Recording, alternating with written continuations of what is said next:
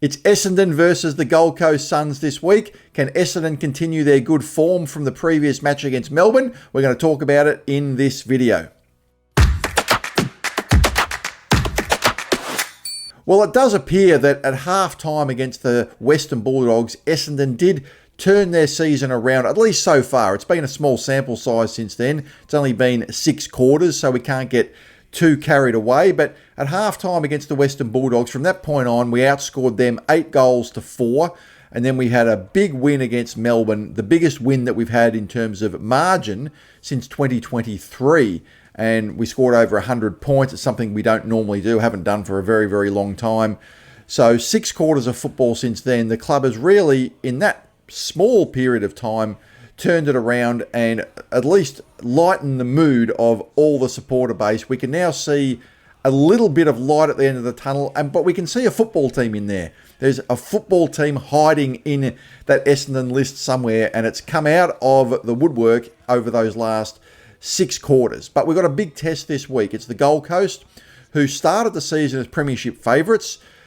I never really thought of them as premiership favourites just because I think teams need to do a little bit of an apprenticeship before they get to that promised land. We'll see how they go. They won their first 3 and everything was going well, but now they've lost 2 in a row. I kind of compare them a little bit to Brisbane a few years ago. You remember in it would have been 2020, the COVID year. Brisbane made the preliminary final that year and lost it to Geelong. That was up at the Gabba.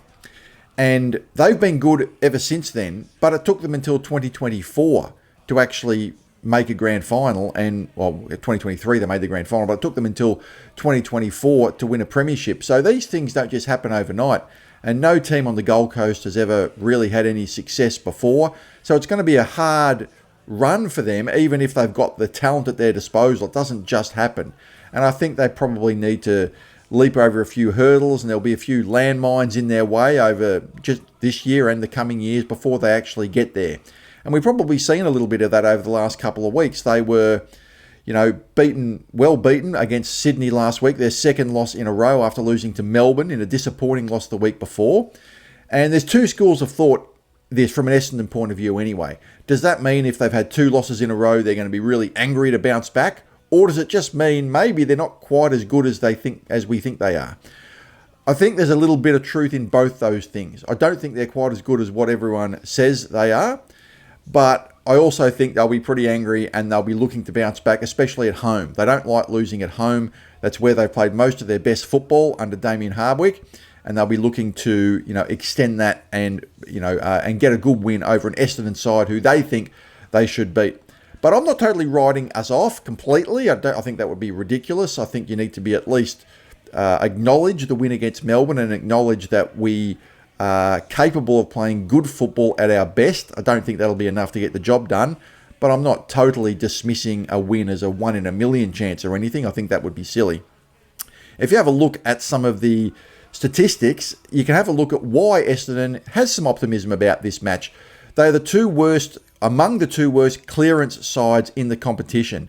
Centre clearances, Essendon are 17th. Gold Coast are 16th. Only Collingwood is worse in 18th position. Total clearances, Essendon are last in the competition and Gold Coast are 14th.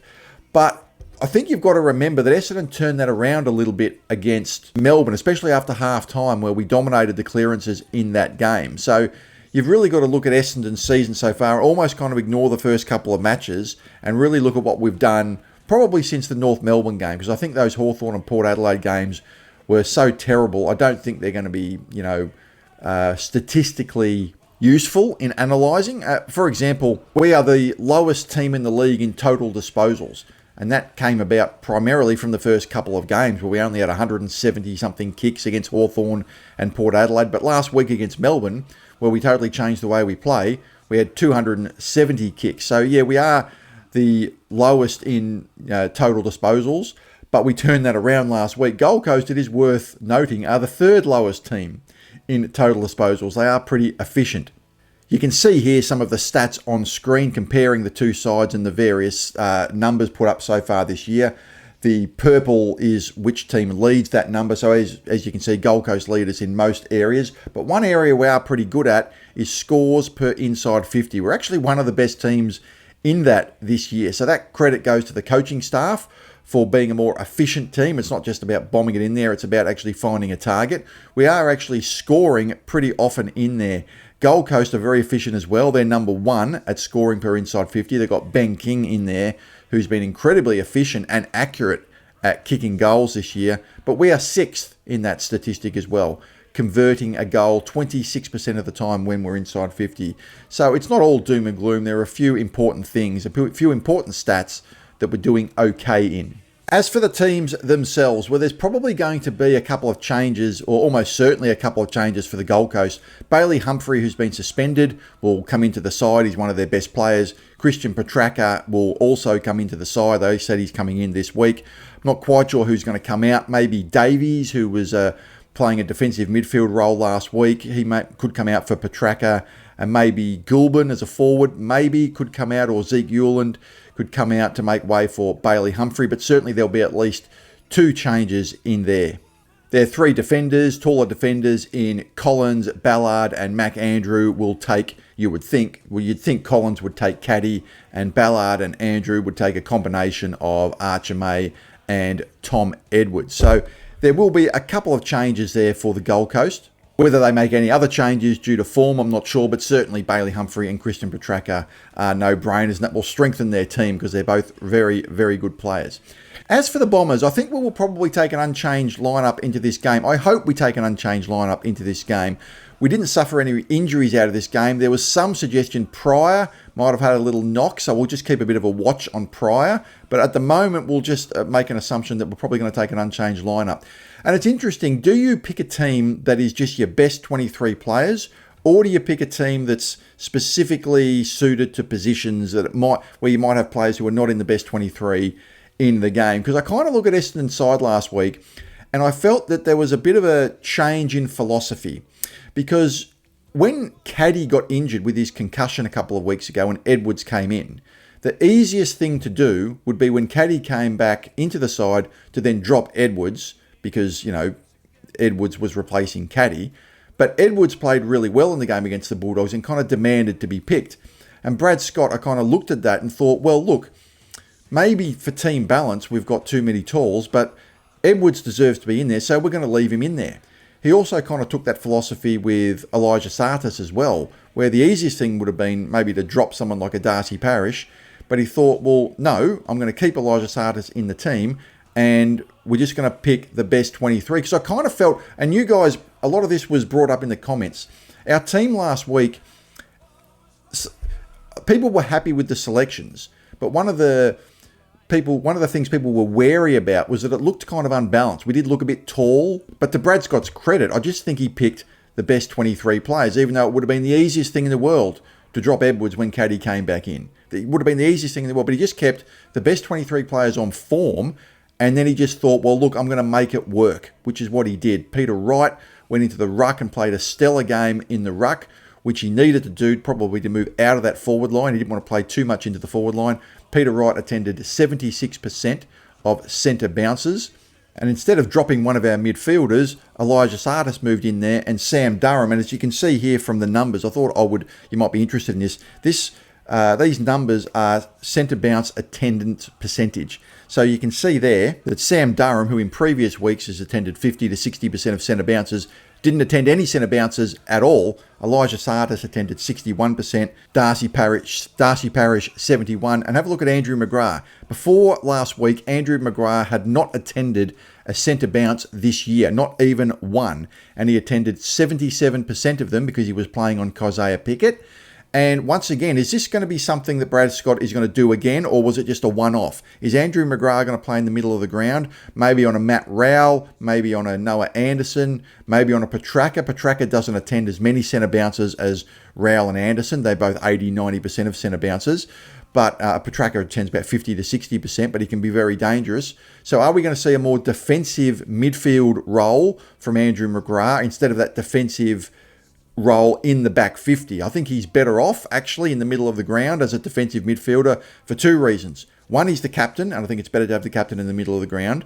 Two, if he's playing a defensive midfield role, he's usually playing on a superstar, and it's more important to quell a superstar than it is to quell, say, a small forward. What do you guys think? What are your opinions on that? Because Andrew McGrath has usually played that defensive role in the back line where you're not necessarily playing on a 30-possession superstar. But what he showed against Pickett, and Pickett still had a good game. We've got to acknowledge that. Because Keziah Pickett still had an influence, but he didn't totally dominate the game. So I think we might see McGrath, because that worked, I think we might see McGrath play a little bit more of that defensive midfielder role. And if anything is consistent from what happened last week, and I hope we would keep a few things the same because it was working, then we might see Durham continue to play more in the forward line. And even Merritt, as you can see, Merritt only attended 45% of centre bounces as well, which is down from the 84 and 85% that he attended in the first 2 matches of the year that we lost heavily to Hawthorn and Port Adelaide. So yeah, I don't think there'll be any changes this week, just that watch on Pryor. You could make an argument maybe that a Dyson Sharp or a Braden Fiorini, I don't think Fiorini will be right because of his back injury. It's said to be confirmed, so that usually means, indefinite. So we'll just leave that for the time being. Dyson Sharp might be all right. I'm not quite sure who he comes in for. You wouldn't drop any of the mids. Does Blackiston come out maybe? Potentially, that's a watch. I think he probably stays in though. And I'd actually like to see Dyson Sharp just get a bit of form in the twos, just because he hasn't played in the twos. He played those first 2 games of the season, hasn't played in the reserves at all. So I think that would be good for him to actually get a few games in the reserves and just, earn his way into the seniors like Farrow did and like Roby did. So I look at our team and I'm comfortable with it. I think it's our best 23 on both talent and form. And even though it might look a little bit tall on paper, as Brad Scott showed last week, with a bit of tweaking and with the 5 on the bench and using Peter Wright in a certain way and using players in the right way with their centre bouncer tendencies, you can make it work. And that's why I thought he coached very well last week, because he took a team that we're wary of on paper in terms of how it looked. It might have looked a bit unbalanced, even though we liked the players. And he made it work, and we had a really, really good win. As for the result of this game, well, as an Essendon supporter, I just want to see us continue our good form. It's not so much about the result. Obviously, a win would be a bonus. That would be fantastic. But I just want to see us continue to play how we played against the Western Bulldogs and against Melbourne. How that then translates into the result, we'll see. Maybe Gold Coast will be really angry. Maybe their inclusions of Petracca and Humphrey will propel them to a big win. Or maybe after a couple of losses, they'll be a bit jittery. I'm not quite sure. Really, after a couple of losses in a row, particularly playing at home, you would expect the Gold Coast to have a pretty significant win up there. I just hope we don't get blown away. I think we played well enough last week to suggest that we can be competitive.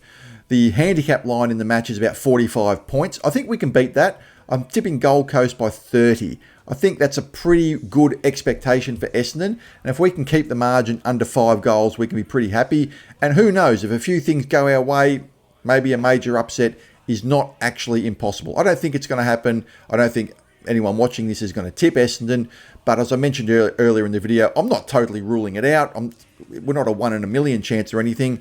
According to the odds, we're about a 10% chance. 10%, it's not much, but look, it's not 1%. It gives you some sort of hope of an upset, but I'm tipping the Gold Coast by 30 points. I think that's probably the most realistic result, but I do think we can probably beat that handicap line by a couple of points. I'm going to leave it there. I hope you guys enjoyed this video. Let me know if you're going up to the game. Have a great day, everybody. And as always, go Bombers.